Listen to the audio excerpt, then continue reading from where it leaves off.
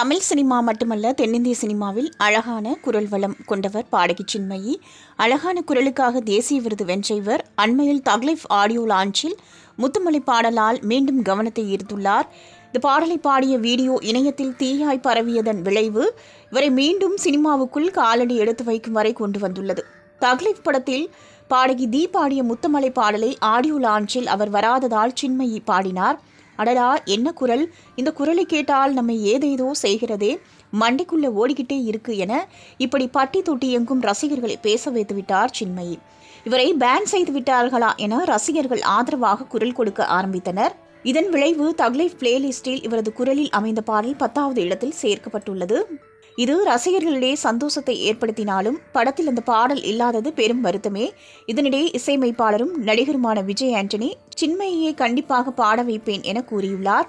ஒரு பேட்டியில் பேசிய அவர், விரைவில் படங்களுக்கு இசையமைக்க உள்ளேன், நிச்சயம் அதில் சின்மயியை பாட வைப்பேன் என கூறியுள்ளார்.